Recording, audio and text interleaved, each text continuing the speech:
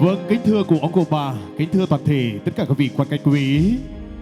Và ngày hôm nay, một không khí, một bầu trời rất là đẹp đã đưa toàn thể tất cả các vị chúng ta đã có mặt tại nơi đây để chúng ta cùng nhau chúc mừng tân gia, còn gọi là mừng ngôi nhà mới của gia đình anh Kusorit và chị Hờ Huy. Và kính thưa quý vị, chúng ta đang sống và bước đi những giây phút hân hoan và tuyệt vời nhất của những năm tháng mùa mưa trên mảnh đất cao nguyên đầy đất gió. Mưa cao su nhượng tràn, mưa trái chín đạn cành, và mưa muôn loại hoa đâm kết trái và những điều tốt đẹp nhất tìm đến nhau. Và ngày hôm nay rất là tuyệt vời khi toàn thể tất cả quý vị chúng ta từ một nơi khác nhau, từ vị trí khác nhau đã cùng nhau trở về đây để chúng ta cùng chúc mừng cho gia đình. Và kính thưa quý vị, lời đầu tiên xin phép MC Y Thuật xin được đại diện cho nhà hàng Quốc Lệ, xin đại diện cho gia đình anh Kusorit và chị Hồ Huy, xin gửi đến cho toàn thể tất cả quý vị lời cảm ơn chân thành, lời kính chúc sức khỏe và lời chào chúc trọng nhất. Kính thưa quý vị, ngày xưa có câu dân gian nói rằng tàu trâu hỏi vợ làm nhà, trong ba việc ấy việc nào cũng to. Kính thưa quý vị, tàu trâu có nghĩa là chúng ta chọn một công việc phù hợp để nuôi sống bản thân. Hỏi vợ đó là giây phút quan trọng nhất khi được nắm tay người mình yêu đi suốt cả cuộc đời. Làm nhà đó là đánh dấu cho cột mốc hạnh phúc hôn nhân gia đình. Kính thưa quý vị, an cư thì mới lập nghiệp, bán mặt cho đất, bán lưng cho trời. Và gia đình của chúng ta sẽ tích lũy từ đồng một để có một ngôi nhà khang trang như thế này. Và cái thưa quý vị, vào ngày hôm nay, ngôi nhà của chúng ta cũng có sự giúp đỡ của ngoài bốn bên, bà con lối xóm, bạn bè, thứ nữ quần gia về mặt tinh thần cũng như vật chất. Và cái thưa quý vị, ngày hôm nay chúng ta không thể không nói đến những bàn tay khéo léo của những người thợ. Họ đã lấy từng tiếng viên, từng gạch, từng tảng đá thanh sắt cho nối vào nhau, tạo một hệ thống nhất để có một ngôi nhà khang trang như thế này. Và cái thưa quý vị, ngôi nhà đó là nơi để gia đình của chúng ta chung sống, nơi đó có tiếng cười trẻ thơ, có những tình cảm thơm ấm áp và nồng nàn, là nơi nuôi dưỡng nhân đức và niềm tin gia đình của chúng ta. Cái thưa quý vị, dòng sông thơm ngát tiếng hương hoa, một ngôi nhà mới phải có chủ nhân của ngôi nhà, và chúng ta sẽ cùng nén lại câu chuyện riêng tư và chúng ta sẽ cùng nhau chào đón gia chủ của chúng ta. Và xin được trân trọng kính mời anh Sorit và chị Hờ Huy sẽ cùng tay trong tay trở về vị trí Đức Quang trong buổi chiều hôm nay để cùng ra mắt và chào đón toàn thể tất cả quý vị đã hiện diện tại nơi đây. Xin được trân trọng kính mời.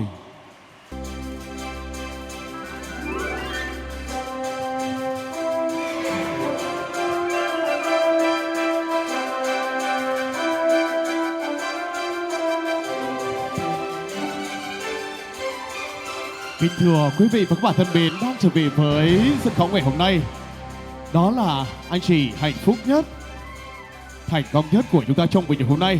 Và anh chị của chúng ta đang trở về sân khấu để cùng ra mắt và chào đón toàn thể tất cả quý vị.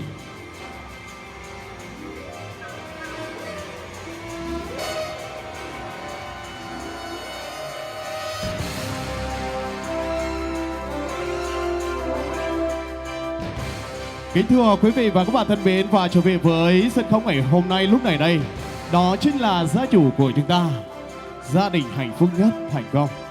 Và kính thưa quý vị, và chúng tôi những điều khiển chương trình xin được đại diện cho ban tổ chức đến từ nhà hàng Quốc Lệ, xin thay lời cho gia đình anh Hít và chị Huy, xin gửi lời cảm ơn đến toàn thể tất cả quý vị chúng ta đã hiện diện tại đây.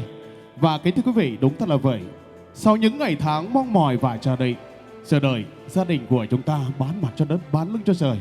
Và gia đình của chúng ta sẽ tích lũy từ đồng một để chúng ta cùng xây cất một ngôi nhà ước mơ của mình. Ngôi nhà đó là nơi để gia đình của chúng ta che nắng che mưa. Và cái thưa quý vị, vào ngày hôm nay thì những người thực hiện chương trình như MC ngày hôm nay thường nói vấp về việc đám cưới, và chúng ta sẽ ở đây thì chúng ta có thể gọi là cô dâu chú rể thứ hai của chúng ta đã cùng sớm bắt và chào đón toàn thể tất cả quý vị. Kính thưa quý vị, và ngày hôm nay để đáp lại những tình cảm của quý vị đã dành thời gian cùng bố của mình đã trở về đây để chúng ta cùng mừng cho gia đình. Chúng ta sẽ cùng lắng nghe những lời tri ân của gia đình sẽ gửi đến cho toàn thể tất cả quý vị.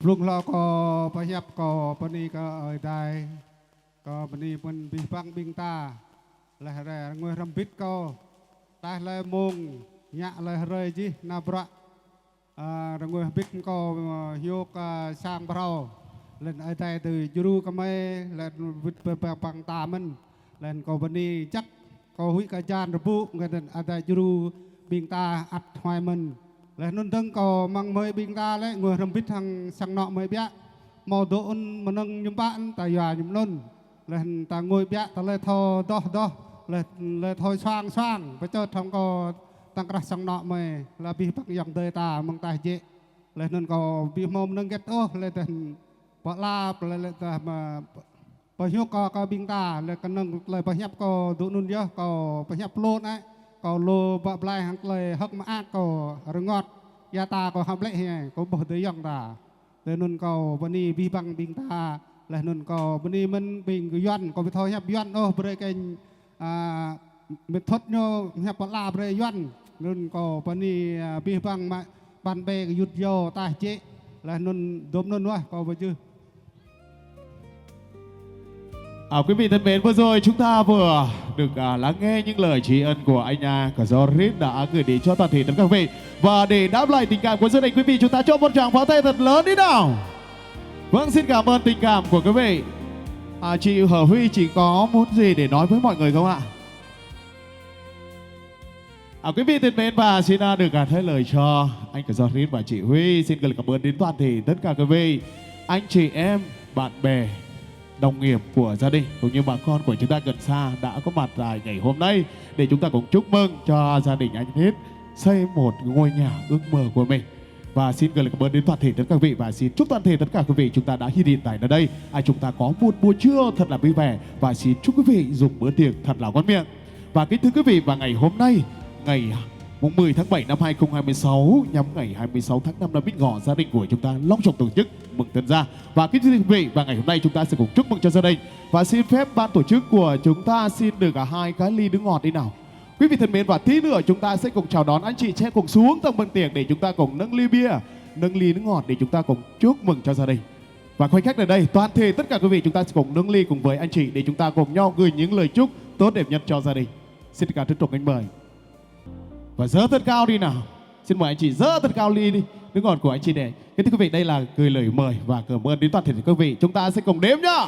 1, 2, 3. Xin chúc mừng cho gia đình đã xây cất một ngôi nhà ước mơ của mình. Xin chúc mừng quý vị thân mến, và xin thay lời cho toàn thể tất cả vị trí chúc cho anh chị trong tương lai sức khỏe, hạnh phúc và sẽ làm ăn phát triển hơn nữa, càng ngày càng lên hơn nữa. Và xin chúc anh chị gặp những điều may mắn trong cuộc sống, thành công trong công việc. Quý vị thân mến, và khoảnh khắc này đây chúng ta sẽ cùng nhau chào đón anh chị sẽ cùng xuống từng bàn tiệc để quý vị chúng ta sẽ cùng nhau gửi những lời chúc tốt đẹp nhất cho anh Cờ Sarit và chị Hà Huy. Và xin mời anh chị sẽ cùng xuống phía dưới đón nhận những lời chúc từ quý vị. Xin được cảm trân trọng kính mời.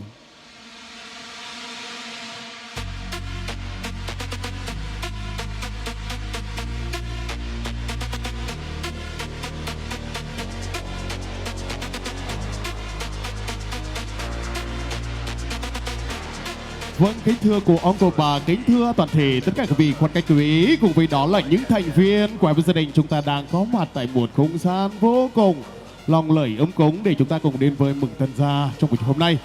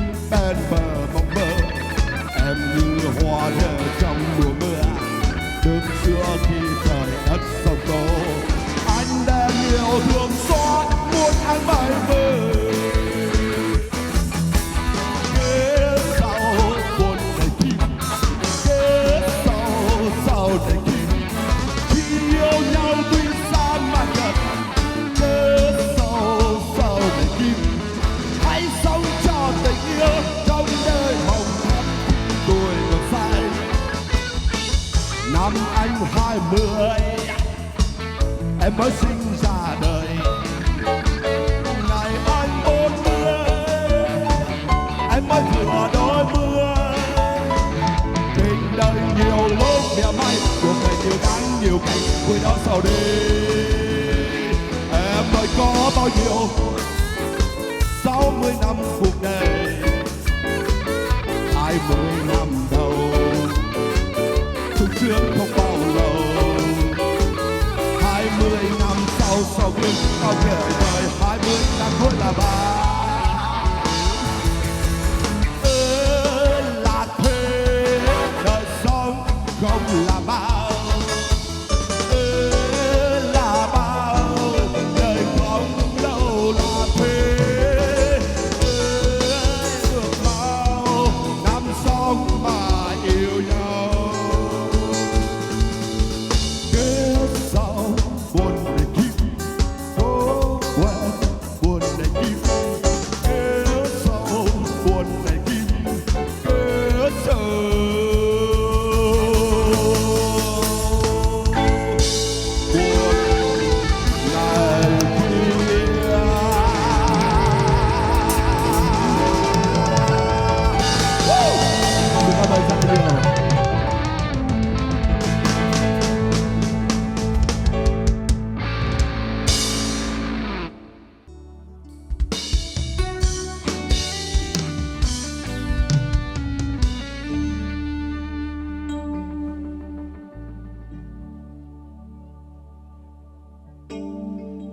Yêu nhau cho đớn đau hằn sâu trong thương gian, có những vết thương còn để lại đời ta. Giây vò theo tháng ngày ôm ấp cuộc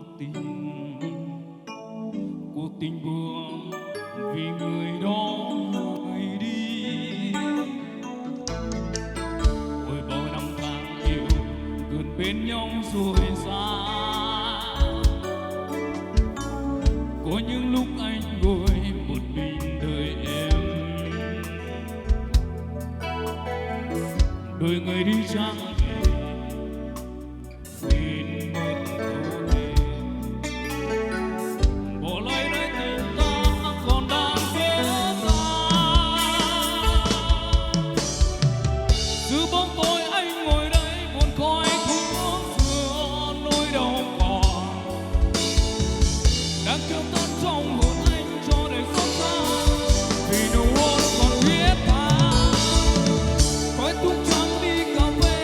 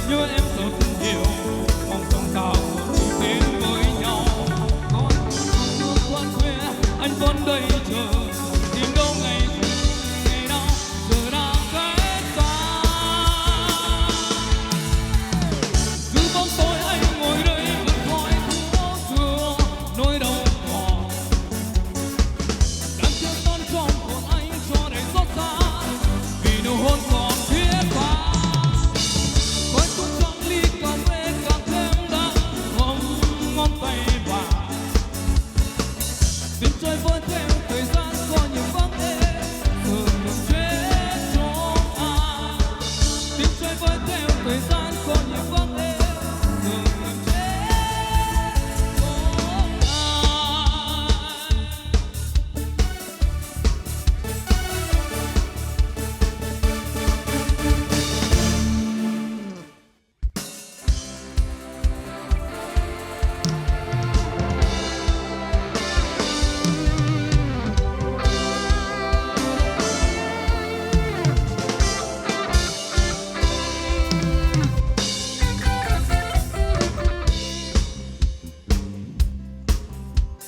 Những lối phim phim buồn làm lắm tôi không ngỡ ngời.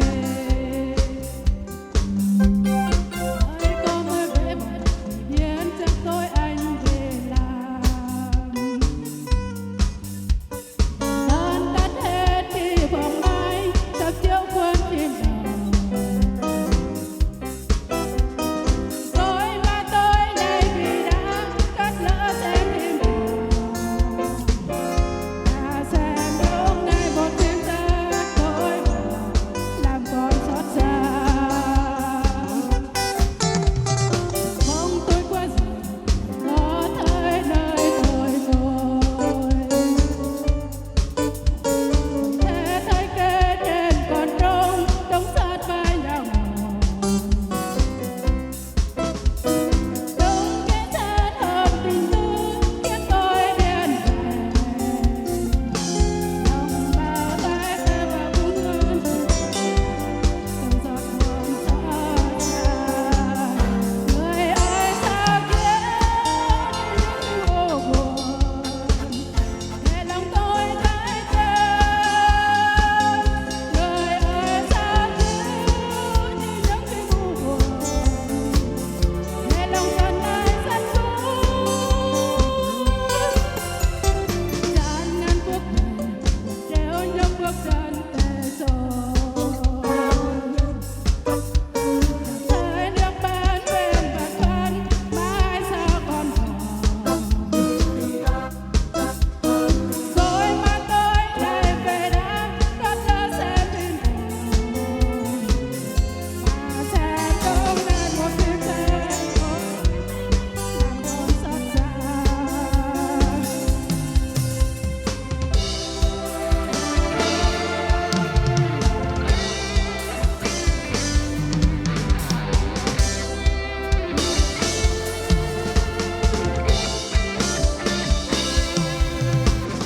Không tôi qua đời chẳng có thấy đời tôi còn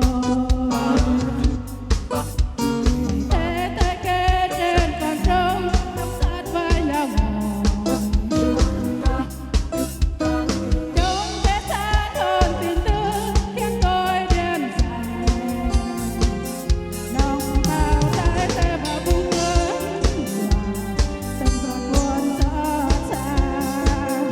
Người ơi sao khiến những khi buồn để lòng tôi tái tê. Người ơi sao khiến những khi buồn để lòng thân ai rất xuống gian nan cuộc đời treo những bước chân tê rồi thời nước bên bên bờ thân mãi sao còn buồn rồi mà tôi lại vì đã cất nhớ xem phim mà xem không ngày một phim xa tôi làm con xót xa. Người ơi sao khiến những khi buồn để lòng tôi tái tê. Người ơi sao khiến những khi buồn để lòng thân ai rất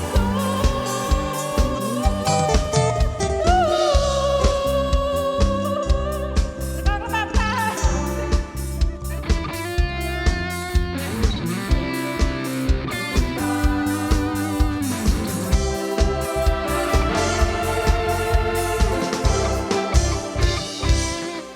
Vâng, xin cảm ơn món quà của chị Thân rất là nhiều với ca khúc vừa rồi rất là tuyệt vời và xin cảm ơn bông hoa Polymer đến từ quý vị rất là nhiều.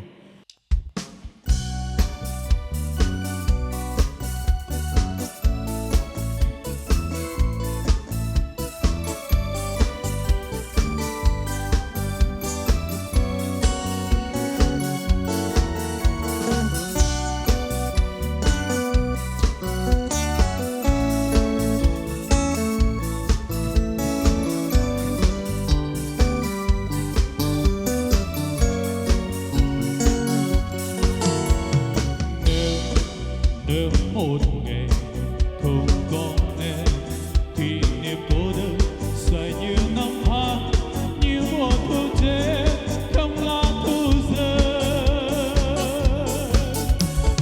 Nếu ngày ấy mình đừng yêu nhau thì ngày nay có đâu buồn đâu, nhưng khi mình xa nhau có đâu buồn đâu.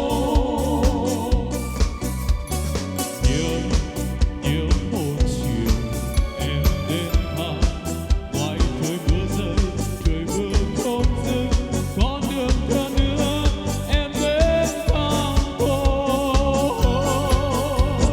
Nhớ ngày ấy mình cầm tay nhau, nhìn trời mưa ước cho ngày sau sẽ không còn mưa rơi, sẽ không còn mưa rơi.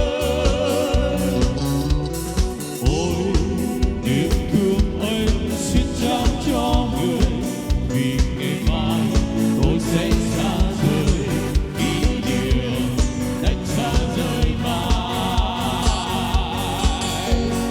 Bên trên con đường sóng gió xa đi, vì làm trai tôi đã lỡ hẹn, nhưng niềm tin sẽ không xa rời, sẽ không xa rời.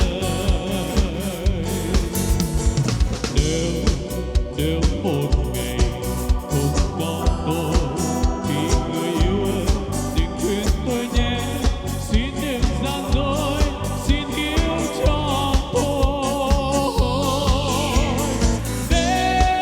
Nếu ngày ấy mình đừng yêu nhau thì ngày nay có đâu buồn đâu, nhưng khi mình xa nhau có đâu buồn đâu.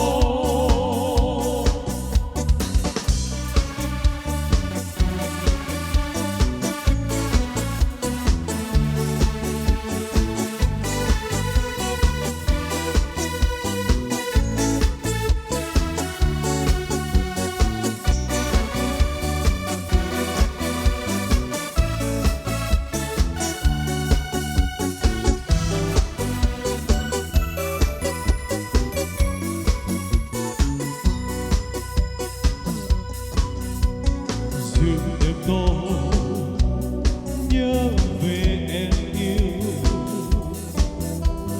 nhìn đại dương nhớ trời xanh,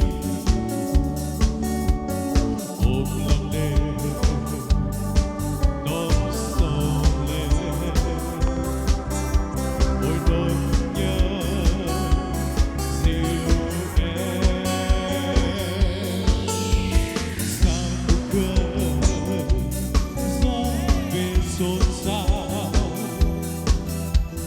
cho anh tìm ra lạc lối về bên nhau. Anh chiều em gió lạ cơn nghe bao tôi trong tim. Em đến giữ cho thì mình đã xa qua, trái tim anh luôn nhớ đến.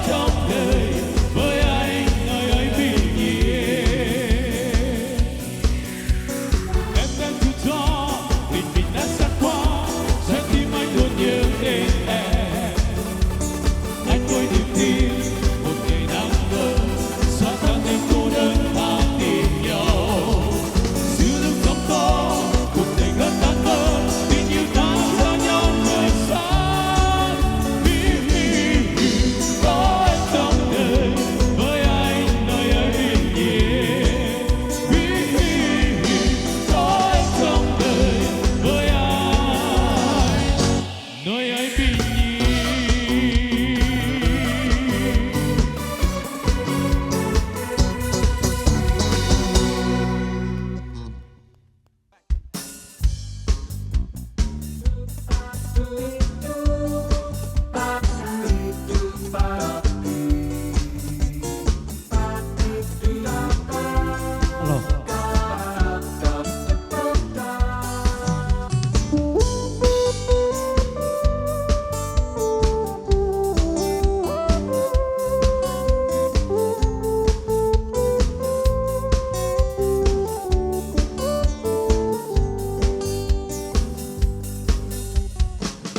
lang thang trên phố bước theo em con gái dịu dàng, cho anh đi theo với bước theo nàng dù 8 phút thôi. Sao cô em bối rối, đôi má hồng em đã nghẹn lời. Anh mang thân con gái, anh âu sầu làm kiếp con trai. Mừng vì thân con gái đi đến đâu cũng có bạn trai.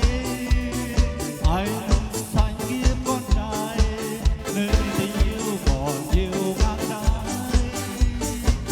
Vậy là em đã biết xin làm quên được đi với em. Em quen quá đi thôi, vậy mà em làm ngỡ tôi hoài. Ôi cô em da thắm, bước tung tăng em hát em cười.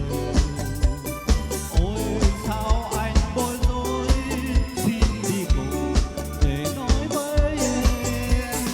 Em mang thân con gái, tôi cũng là một kiếp con người. Yêu anh đi em nhé, anh không buồn làm kiếp con trai.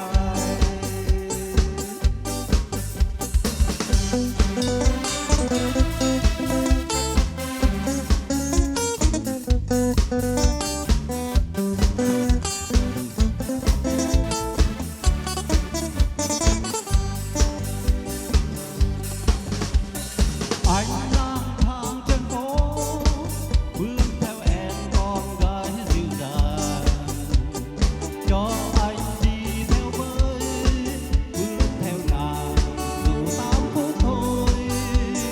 Sao cô em bối rối, đôi má hồng em đã nghẹn lời. Em mang thân con gái, anh âu sầu làm kiếp con trai. Mừng vì thân con gái đi đến đâu cũng có bạn trai. Anh xanh kiếp con trai nên tình yêu còn nhiều ngang trái. Vậy là em đã biết xin làm quên được đi với em. Em quen quá đi thôi, vậy mà em làm ngỡ tôi hoài. Ôi cô em da thắm, bước tung tăng em hát em cười. Ôi sao anh bối rối, xin đi cùng để nói với em. Em mang thân con gái, tôi cũng là một kiếp con người. Yêu anh đi em nhé, anh không buồn làm kiếp con trai. Yêu anh đi em nhé, anh không buồn làm kiếp con trai. Con ơi.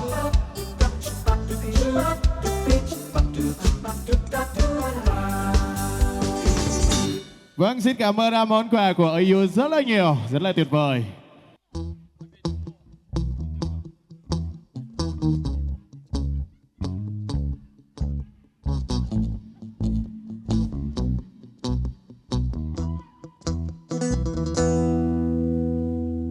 Khi đôi môi em còn đơm em muốn nói em yêu anh. Khi men còn trong hơi thở với lại gần hôn em đi.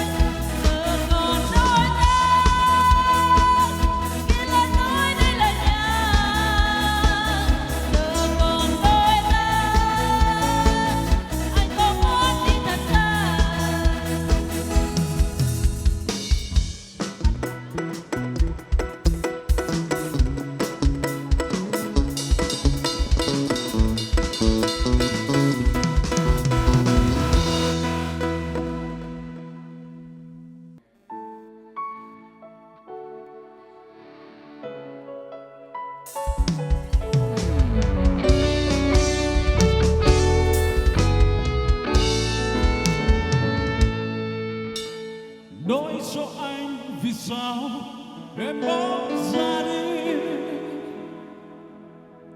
Hãy nói cho anh những điều từ lâu em giấu. Do anh có lỗi lầm, không có em anh sống sao. dừng tan một ngày như đã trôi xa. Giấc mơ xưa giờ đây còn đâu anh ơi. Do tha thứ lỗi lầm, ta vẫn không có về nhau. Và bầu trời để em sắp tỏa sáng, chút sáng cho cuộc tình anh dành cho em. Có đi rằng lòng anh mãi yêu em không đổi thay. Và dù em xa đông trong trời nam, lắm lối ngày nào làm sao lãng quên. Anh có biết rằng lòng em mãi luôn trong.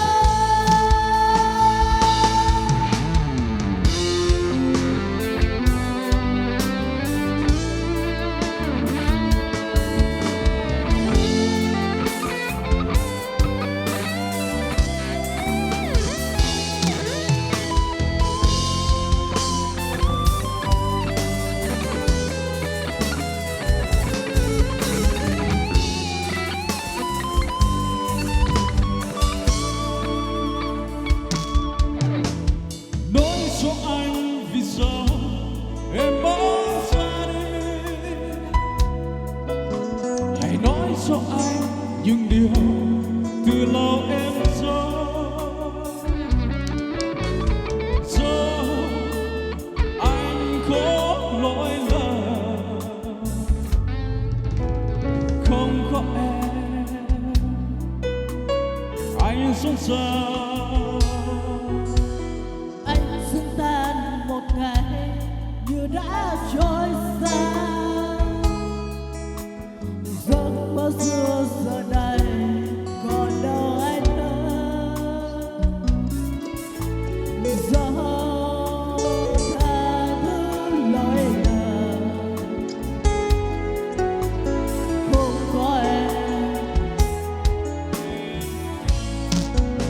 Và bầu trời đến em sắp tỏa sáng, chút sáng cho cuộc tình anh dành cho em. Có biết rằng lòng anh mãi yêu em không đổi thay.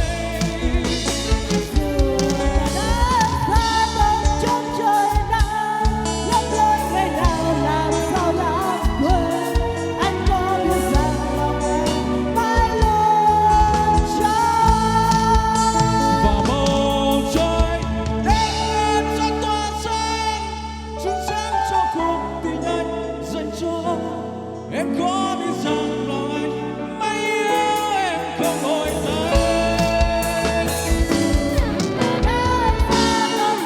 Ngày nào lắm lối ngày nào làm sao lãng quên.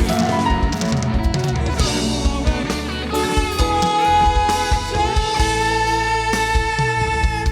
em có biết rằng lòng anh mãi luôn cho em.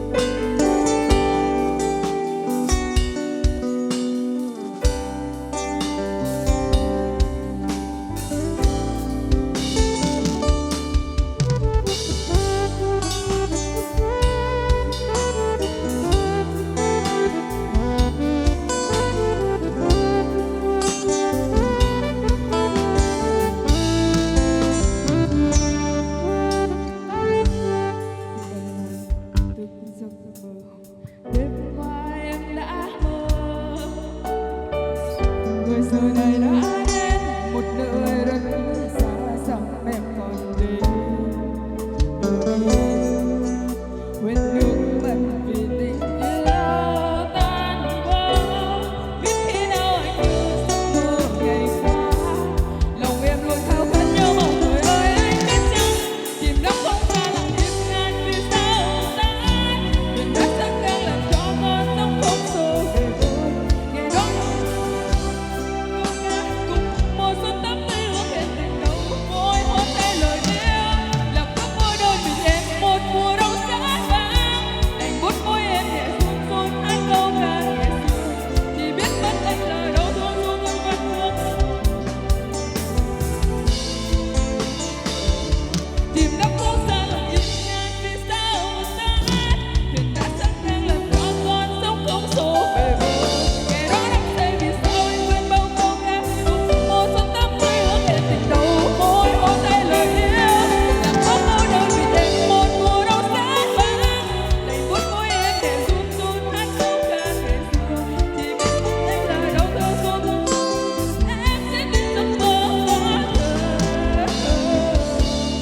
em chờ anh.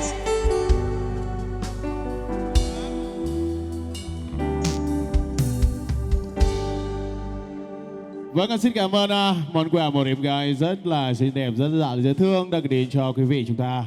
Và quý vị thì thân mến, ở đâu cũng thế, chốn nào cũng vậy, đến 1 giờ là xin phép anh em nhà con của chúng ta xin được phép trước. Và quý vị thân mến, và để chúng ta cùng khép lại chương trình bằng những lời ca tiếng hát, để chúng ta cùng mở nhạc sang, để chúng ta cùng chúc vui cùng với gia đình, với những giai điệu nhảy của chúng ta. Chúng ta sẽ cùng đến với món quà cuối cùng của anh em ban nhạc. Xin mời Aho.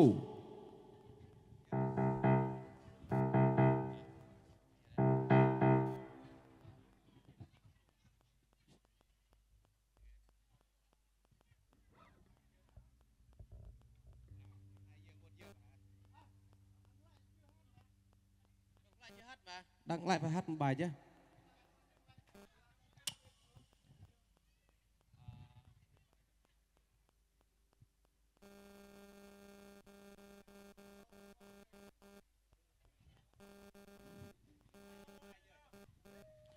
Tiếp theo chương trình xin phép gửi tới mọi người một ca khúc của Duy Hùng, bản mang tên 12 giờ.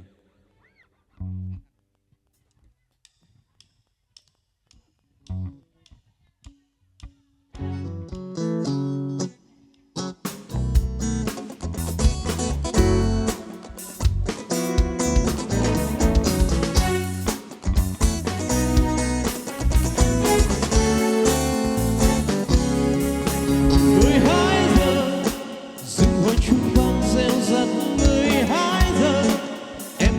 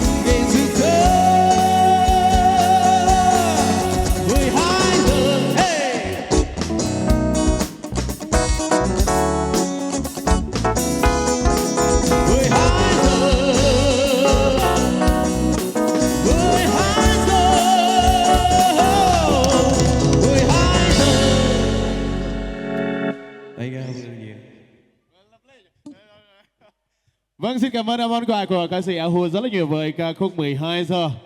Và ca khúc 12 giờ cũng sẽ khép lại chương trình của chúng ta trong buổi hôm nay. Và quý vị thân mến, và ngày hôm nay rất là tuyệt vời khi toàn thể tất cả quý vị chúng ta từ một nơi khác nhau, từ vị trí khác nhau đã có mặt tại nơi đây để chúng ta cùng chung vui cùng với gia đình mừng tân gia trong buổi chiều hôm nay.